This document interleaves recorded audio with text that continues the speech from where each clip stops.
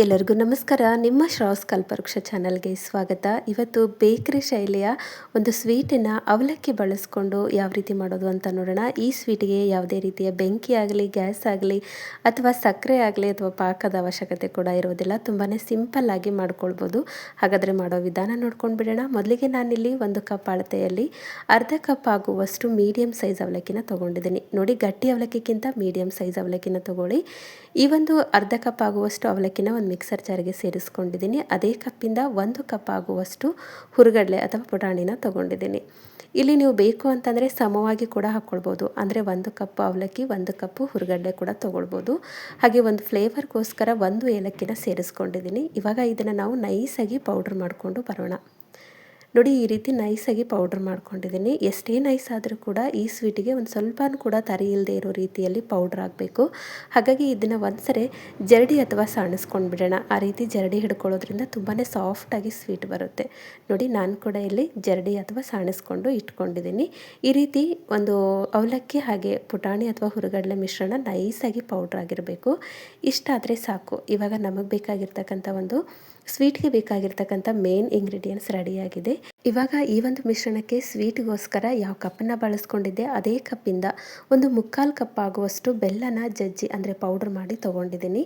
ಎಷ್ಟು ಸಾಧ್ಯನೋ ಅಷ್ಟು ಪೌಡ್ರ್ ಮಾಡಿ ತೊಗೊಳ್ಳಿ. ಇವಾಗ ಈ ಒಂದು ಬೆಲ್ಲನ ಈ ಒಂದು ಮಿಶ್ರಣದ ಜೊತೆಗೆ ಬೆರೆಸ್ಕೊಳ್ಳೋಣ. ಮೊದಲಿಗೆ ಈ ರೀತಿ ಕೈಲಿ ಎಷ್ಟು ಸಾಧ್ಯನೋ ಅಷ್ಟು ಕೈಯಿಂದ ಬೆಲ್ಲ ಹಾಗೆ ಒಂದು ಕಡಲೆ ಹಿಟ್ಟು ಅಥವಾ ಈ ಒಂದು ಅವಲಕ್ಕಿ ಮಿಶ್ರಣನ ಒಂದು ರೀತಿಯಲ್ಲಿ ಕೈಯಿಂದ ಈ ರೀತಿ ಕಲಿಸ್ಕೊಳ್ಳಿ.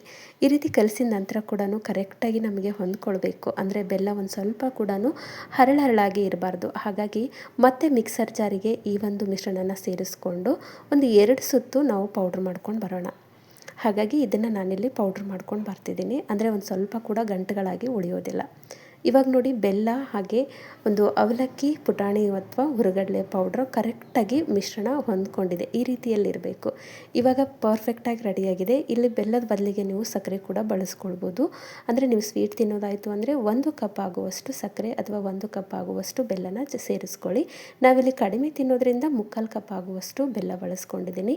ಹಾಗೆ ಈ ಸ್ವೀಟಿಗೆ ಜಾಸ್ತಿ ಸಕ್ಕರೆ ಹಾಗೆ ಬೆಲ್ಲ ಹಿಡ್ಕೊಳ್ಳೋದಿಲ್ಲ. ಇವಾಗ ಪೌಡ್ರ್ ಮಾಡಿರ್ತಕ್ಕಂಥ ಒಂದು ಮಿಶ್ರಣನ ಒಂದು ಪಾತ್ರೆಗೆ ಸೇರಿಸ್ಕೊಂಡಿದ್ದೀನಿ. ಇವಾಗ ನೋಡಿ, ಹಾಲನ್ನು ತೊಗೊಂಡಿದ್ದೀನಿ. ಕಾಯಿಸಿ ಆರಿಸಿರ್ತಕ್ಕಂಥ ಹಾಲು ಕೆನೆ ಸಮೇತವಾಗಿ ಹಾಕ್ಕೊಳ್ತಿದ್ದೀನಿ. ಕೆನೆ ಇಲ್ಲ ಅಂತಂದರೆ ಪರವಾಗಿಲ್ಲ, ಕೆನೆ ಇತ್ತು ಅಂದರೆ ಸೇರಿಸ್ಕೊಳ್ಳಿ. ಈ ರೀತಿ ಸೇರಿಸೋದ್ರಿಂದ ಸ್ವೀಟಿಗೆ ತುಪ್ಪದ ಅವಶ್ಯಕತೆ ಕೂಡ ಇರೋದಿಲ್ಲ. ಇಲ್ಲಿ ಹಾಲನ್ನ ಒಂದು 4ರಿಂದ 5 ಸ್ಪೂನ್ ಆದರೆ ಸಾಕು. 4ರಿಂದ 5 ಟೇಬಲ್ ಸ್ಪೂನ್ ಹಾಲನ್ನ ಸೇರಿಸಿ ಈ ರೀತಿ ಕಲಿಸ್ತಾ ಬನ್ನಿ. ಕಲಿಸ್ತಾ ಈ ಮಿಶ್ರಣ ಒಂದು ರೀತಿಯಲ್ಲಿ ಹೊಂದ್ಕೊಳ್ಳುತ್ತೆ. ಜಾಸ್ತಿ ಹಾಲು ಕೂಡ ಹಾಕೊಳ್ಳೋ ಅವಶ್ಯಕತೆ ಇಲ್ಲ. 4ರಿಂದ 5 ಸ್ಪೂನ್ ಆದರೆ ಸಾಕಾಗುತ್ತೆ. ನೋಡಿ, ನೀವು ನೋಡ್ತಿರ್ಬೋದು, ಜಸ್ಟ್ 4 ಸ್ಪೂನ್ ಮಾತ್ರ ಹಾಕ್ಕೊಂಡಿದ್ದೀನಿ. ಕೆನೆ ಸಮೇತವಾಗಿ ಹಾಕ್ಕೊಂಡಿದ್ದೀನಿ. ಕೆನೆ ಇಲ್ಲ ಅಂತಂದರೆ, ಬೇಕು ಅಂತಂದರೆ ಒಂದು 1/4 ಸ್ಪೂನ್ ಆಗುವಷ್ಟು ತುಪ್ಪ ಸೇರಿಸ್ಕೊಳ್ಬೋದು. ಇಲ್ಲ ನಮಗೆ ತುಪ್ಪ ಬೇಡವೇ ಬೇಡ ಅಂತಂದರೆ ಹಾಗೆ ಹಾಲು ಕೂಡ ಹಾಕ್ಕೊಳ್ಬೋದು. ನೋಡಿ, ಕೈಗೆ ಕೂಡ ಒಂದು ಸ್ವಲ್ಪನೂ ಅಂಟುತ್ತಿಲ್ಲ. ಈ ಒಂದು ಕನ್ಸಿಸ್ಟೆನ್ಸಿಯಲ್ಲಿ ಇರಬೇಕು. ಒಂದು ವೇಳೆ ಹಾಲು ಹಾಕುವಾಗ ಏನಾದರೂ ಹೆಚ್ಚು ಕಡಿಮೆ ಆಯಿತು, ಸ್ವಲ್ಪ ತಿಳಿ ಅನಿಸಿತು ಅಂತಂದರೆ ಇನ್ನೊಂದು ಸ್ವಲ್ಪ ನೀವು ಅವಲಕ್ಕಿ ಪೌಡ್ರು ಅಥವಾ ಈ ಒಂದು ಪುಟಾಣಿ ಅಥವಾ ಹುರುಗಡಲೆ ಪೌಡ್ರನ್ನ ಸೇರಿಸ್ಕೊಳ್ಬೋದು. ಇವಾಗ ರೆಡಿ ಆಯಿತು ನೋಡಿ, ಸ್ವೀಟ್ಗೆ ಬೇಕಾಗಿರ್ತಕ್ಕಂಥ ಮೇನ್ ಇಂಗ್ರೀಡಿಯೆಂಟ್ ರೆಡಿಯಾಗಿದೆ. ಇವಾಗ ಇದನ್ನು ಒಂದು ಸೈಡಲ್ಲಿ ಎತ್ತಿಟ್ಬಿಡೋಣ. ಈ ಸೈಡಲ್ಲಿ ಸ್ವೀಟ್ನ ನಾನು ಒಂದು ಸ್ಟ್ರಕ್ಚರ್ಗೋಸ್ಕರ ಒಂದು ಬಾಕ್ಸಿಗೆ ತುಪ್ಪನ ಅಪ್ಲೈ ಮಾಡಿ ಇಟ್ಕೊಂಡಿದ್ದೀನಿ, ಪ್ಲಾಸ್ಟಿಕ್ ಬಾಕ್ಸ್. ಆ ಪ್ಲಾಸ್ಟಿಕ್ ಬಾಕ್ಸಿಗೆ ಈ ಒಂದು ಸ್ವೀಟನ್ನು ಹಾಕ್ಕೊಂಡು ಒಂದು ಶೇಪ್ ಕೊಡಬೇಕು. ಹಾಗಾಗಿ ಇಲ್ಲಿ ನಾನು ಮಾಡಿರ್ತಕ್ಕಂಥ ಸ್ವೀಟಲ್ಲಿ ಒಂದು 1/4 ಭಾಗ ಮಾತ್ರ ಎತ್ತಿಟ್ಕೊಂಡಿದ್ದೀನಿ. ಇನ್ನು ಉಳಿದಂಥ 3/4 ಭಾಗನ ಈ ಒಂದು ಬಾಕ್ಸಿಗೆ ಹಾಕಿ ನಮಗೆ ಬೇಕಾಗಿರ್ತಕ್ಕಂಥ ಒಂದು ಸ್ಕ್ವೇರ್ ರೀತಿಯಲ್ಲಿ ಮಾಡ್ಕೊಳ್ತಿದ್ದೀನಿ. ಕೆಳಗಡೆ ಒಂದು ಸ್ವಲ್ಪ ತುಪ್ಪ ಅಪ್ಲೈ ಮಾಡಿಟ್ಕೊಂಡಿದ್ದೆ. ಈ ರೀತಿ ಸ್ಪ್ರೆಡ್ ಮಾಡ್ತಾ ಬನ್ನಿ, ತುಂಬ ಈಸಿಯಾಗಿ ಸ್ಪ್ರೆಡ್ ಆಗುತ್ತೆ. ನೋಡಿ, ಈ ಒಂದು ರೀತಿಯಲ್ಲಿ ಅಂದರೆ ಜಾಸ್ತಿ ಕ್ವಾಂಟಿಟಿಯಲ್ಲಿ ಮಾಡ್ಕೊಂಡಿಲ್ಲ. ಹಾಗಾಗಿ ಒಂದು ಅರ್ಧ ಬಾಕ್ಸಿಗೆ ಮಾತ್ರ ನಾನಿಲ್ಲಿ ಸೇರಿಸ್ಕೊಂಡಿದ್ದೀನಿ. ಈ ರೀತಿ ಒಂದ್ಸರಿ ಸ್ಪ್ರೆಡ್ ಮಾಡಿ ಇಟ್ಕೊಳ್ಳಿ 3/4 ಭಾಗನ.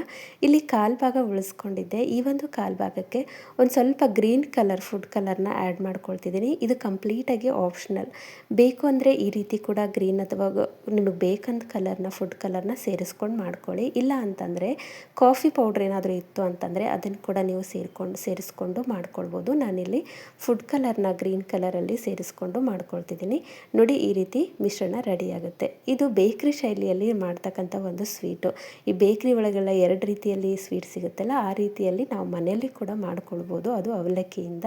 ಇವಾಗ ನೋಡಿ ಮಾಡಿರ್ತಕ್ಕಂಥ ಒಂದು ಕಾಲು ಭಾಗದ ಕಲರ್ ಆಗಿರ್ತಕ್ಕಂಥ ಒಂದು ಸ್ವೀಟನ್ನು ಈ ಒಂದು ಮೇಲ್ಗಡೆ ಸ್ಪ್ರೆಡ್ ಮಾಡ್ತಾ ಹೋಗಬೇಕು. ಈ ರೀತಿ ಒಂದು ಸ್ವಲ್ಪ ಹಾಕಿ ಸ್ಪೂನ್ ಸಹಾಯದಿಂದ ಸ್ಪ್ರೆಡ್ ಮಾಡ್ತಾ ಹೋಗಿ ತುಂಬ ಈಸಿಯಾಗಿ ಸ್ಪ್ರೆಡ್ ಆಗುತ್ತೆ. ಅವಲಕ್ಕಿನ ಬಳಸಿರೋದ್ರಿಂದ ಸ್ವೀಟ್ ಅಂತೂ ತುಂಬಾ ಸಾಫ್ಟಾಗಿ ಬರುತ್ತೆ. ನೋಡಿ ಈ ರೀತಿ ಸ್ಪ್ರೆಡ್ ಮಾಡ್ತಾ ಬನ್ನಿ. ತುಂಬ ಈಸಿಯಾಗಿ ಸ್ಪ್ರೆಡ್ ಮಾಡ್ಕೊಳ್ಬೋದು, ಏನೂ ಕಷ್ಟ ಇಲ್ಲ.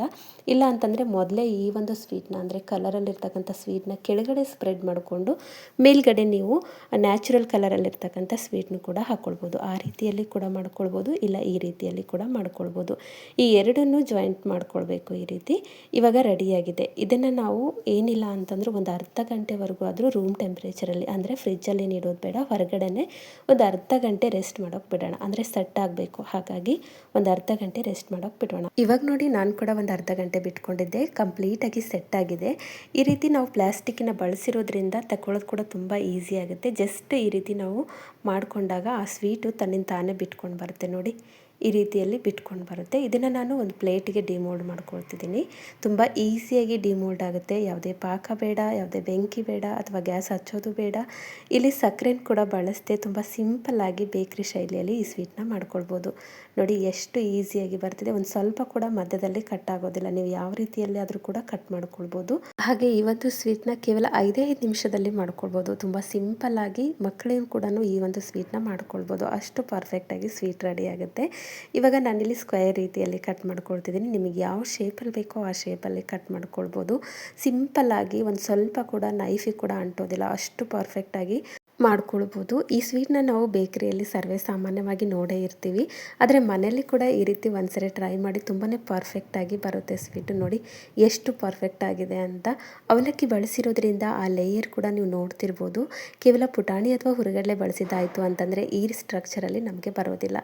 ತುಂಬಾ ಸಿಂಪಲ್ಲಾಗಿ ಈ ಸ್ವೀಟ್ನ ನಾವು ಮಾಡ್ಕೊಳ್ಬೋದು. ಈ ಹಿಂದೆ ಕೂಡ ಹಲವಾರು ರೀತಿಯ ಸ್ವೀಟ್ ರೆಸಿಪಿಗಳನ್ನು ನನ್ನ ಚಾನಲಲ್ಲಿ ಅಪ್ಲೋಡ್ ಮಾಡಿದ್ದೀನಿ. ಇಂಟ್ರೆಸ್ಟ್ ಇತ್ತು ಅಂದರೆ ಒಂದ್ಸರಿ ಚೆಕ್ ಮಾಡ್ಕೊಳ್ಳಿ. ಐ ಹೋಪ್ ಇವತ್ತಿನ ರೆಸಿಪಿ ನಿಮಗೆ ಭಾಳ ಇಷ್ಟ ಆಗದ ಅಂದ್ಕೊಳ್ತೀನಿ. ಇಷ್ಟ ಆಗಿದ್ದರೆ ದಯವಿಟ್ಟು ನನ್ನ ಚಾನಲ್ನ ಸಬ್ಸ್ಕ್ರೈಬ್ ಮಾಡ್ಕೊಳ್ಳಿ. ಹಾಗೆ ಈ ಒಂದು ರೆಸಿಪಿನ ನಿಮ್ಮ ಫ್ರೆಂಡ್ಸ್ ಆ್ಯಂಡ್ ಫ್ಯಾಮಿಲಿಗೆ ಶೇರ್ ಮಾಡಿ. ನಾಳೆ ಮತ್ತೊಂದು ಹೊಸ ರೆಸಿಪಿಯೊಂದಿಗೆ ಸಿಗೋಣ. ಧನ್ಯವಾದ.